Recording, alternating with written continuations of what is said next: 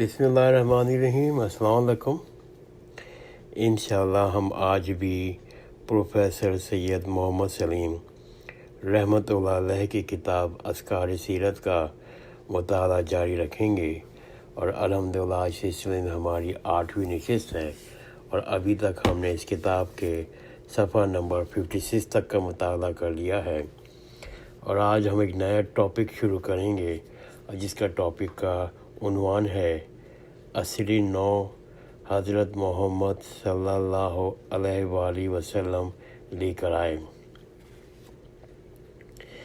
اللہ تعالیٰ نے اس وسیع و عریض کائنات کو پیدا کیا ہے، اس میں انسان کو مختلف صلاحیتیں دے کے بااختیار بنایا ہے تاکہ وہ اپنی صلاحیتوں کو استعمال کرے اور پروان چڑھائے۔ اس نے انسان کو علم کا ذریعہ حواس خمسہ اور عقل عطا کی تاکہ اشیاء کو جانے، پہچانے، پھر ان پر تجربہ کرے۔ اس طرح مادی دنیا میں انسان بتدریج تصرف اور غلبہ حاصل کرتا چلا گیا۔ حواس، عقل اور تجربہ کرنے میں انسان آزاد ہے، البتہ ان میں باہمی فرق ہے۔ انسان کی پیدائش کے ساتھ ہی اللہ تعالیٰ نے مادی دنیا میں زندگی بسر کرنے، رہنمائی اختیار کرنے اور ہدایت دینے کا ایک ایسا سلسلہ اور بھی جاری فرما دیا تھا۔ یہ انبیاء کرام تھے جو اپنے اپنے دور میں اپنی اپنی قوموں میں انسانوں کی رہنمائی کرتے تھے۔ حضرت نوح، حضرت سلیمان، حضرت موسیٰ، حضرت عیسیٰ علیہ السلام سب اس سنہری سلسلے کی کڑیاں ہیں جن کی یادیں آج بھی لوگوں کے دلوں میں گرمی پیدا کرتی ہیں۔ 7ویں صدی عیسوی کے آغاز میں عصر جدید کے بانی حضرت محمد صلی اللہ علیہ وآلہ وسلم پیدا ہوئے۔ دور جدید کا آغاز در حقیقت آپ کی ذات سے ہوا۔ آپ کی آمد قدیم انبیائی دور اور جدید دور کے سنگم پہ ہوئی ہے۔ دونوں ادواروں کی خصوصیت آپ کی تعلیمات میں موجود ہیں۔ ایک طرف آپ وحی الہی کی مخصوص علم کے آخری عامل ہیں۔ ہدایت الہی قرآن مجید مکمل آپ پر نازل ہوا، آپ کے پاس محفوظ ہے۔ سابق نبیوں کی تعلیمات گم ہو گئیں۔ آپ کی تعلیمات قرآن مجید کی حفاظت خود خدائے بزرگ نے اعلان فرمائی ہے۔ سورہ ہجر آیت نمبر 9 اللہ تعالیٰ فرماتے ہیں، ہم ہی نے یہ کتاب نازل کی، ہم ہی اس کے محافظ ہیں۔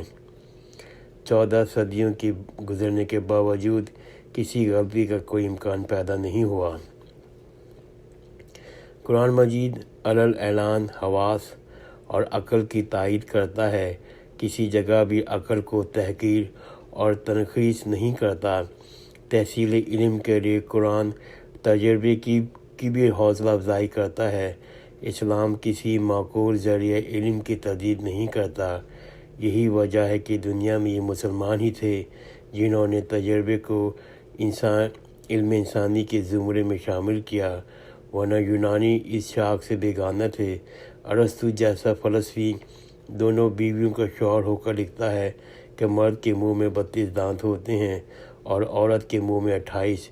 اسلام پر ابھی ایک صدی بھی نہیں گزری تھی، جابر بن حیان کے ذریعے کے کیمیا دان، سائنسدان مسلمانوں میں پیدا ہونے لگے۔ تعقل، تفکر اور تجربہ کاری کا آغاز اسلامی دنیا سے جاری ہوا ہے۔ دنیا سے سلسلہ نبوت ختم ہو جانے کے بعد قرآن مجید واحد کتاب ہدایت ہے جو انسانوں کو دنیاوی زندگی اور اخروی زندگی کی مکمل ہدایت دیتا ہے۔ مسلمانوں نے اسوہ رسالت، اسوہ سیرت اور قرآن کی عملی تشریح اس قدر باریک بینی اور جزئیات کے ساتھ ضبط کی ہے کہ آپ کی زندگی آنے والے زمانوں کے لیے نمونہ بنی ہوئی ہے۔ اس لیے آپ کی زندگی ایک قوم اور ایک دور کے لیے نہیں ہے، بلکہ ہر دور ہر زمانے کے لیے ہے۔ اس لیے آپ کے بعد نبوت کا سلسلہ عظمیٰ ختم ہو چکا ہے، اب کوئی نبی آنے والا نہیں ہے۔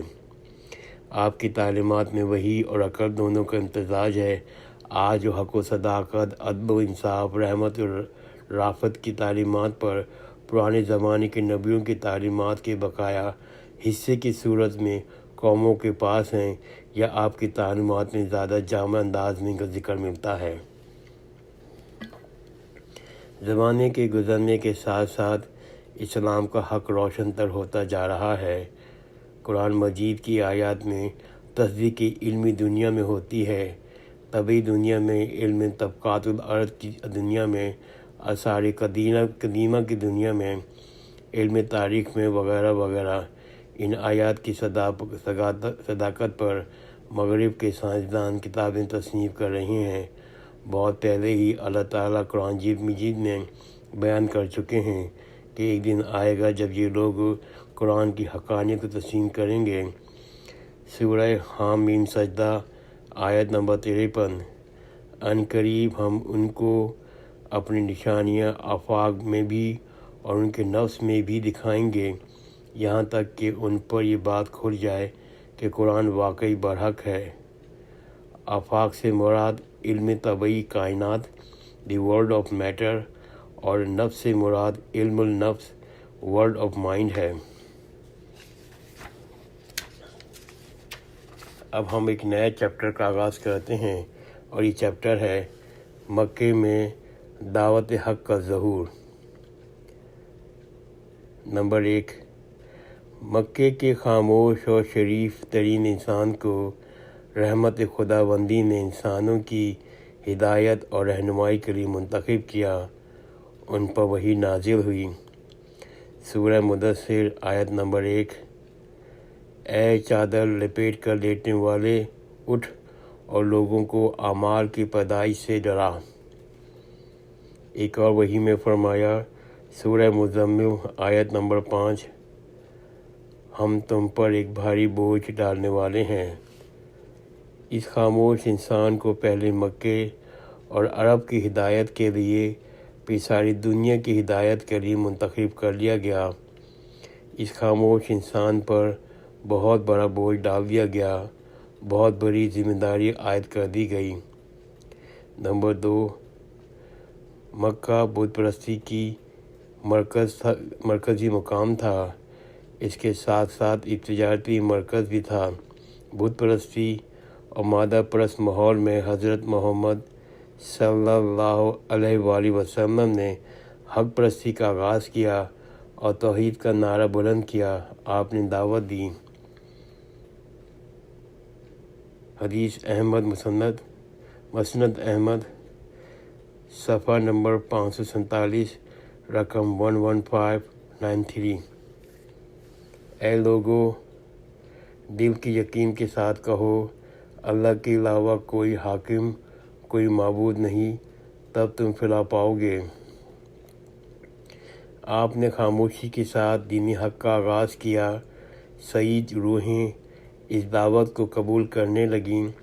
رسول اللہ سے جو شخص جتنا قریب تھا، اسی قدر جلدی وہ نئے دین میں شامل ہو گیا۔ معاشرے کے خوشحال اور صاحب علم افراد کے مقابلے میں معاشرے کے کمزور اور پسے ہوئے لوگوں نے مردوں میں سے اور عورتوں میں سے سبقت لی۔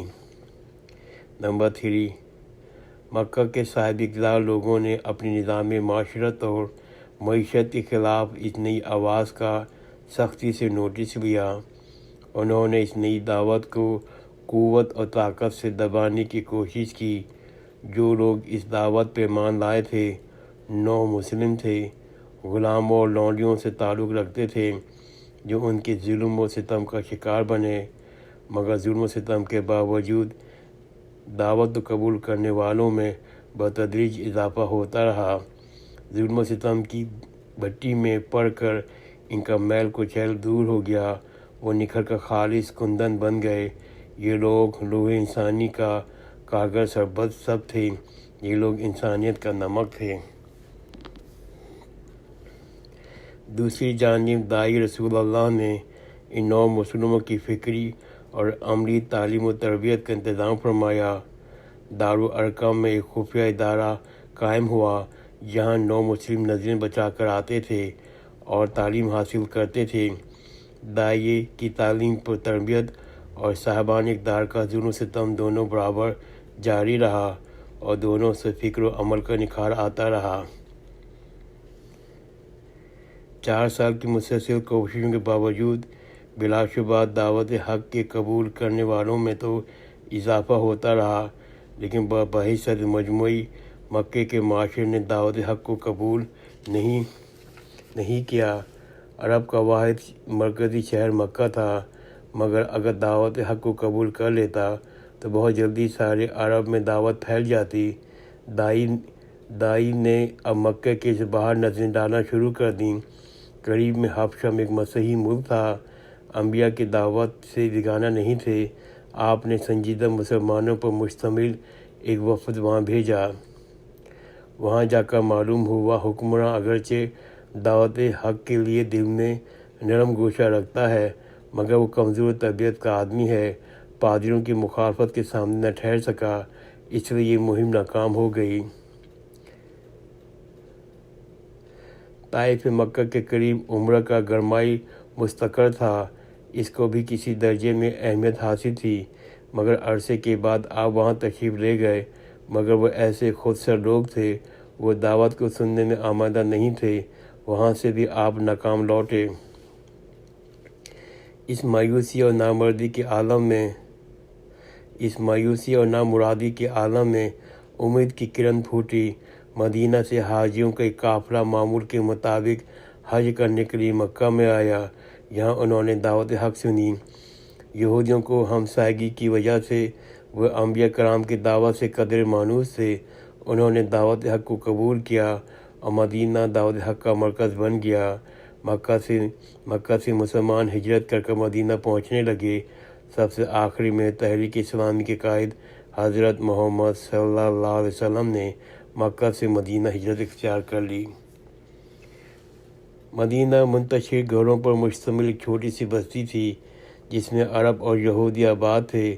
اب مکے سے ہجرت کر کے مسلمان مہاجرین بھی وہاں پہنچ گئے، اس لیے اس شہر کی تنظیم شروع ہو گئی۔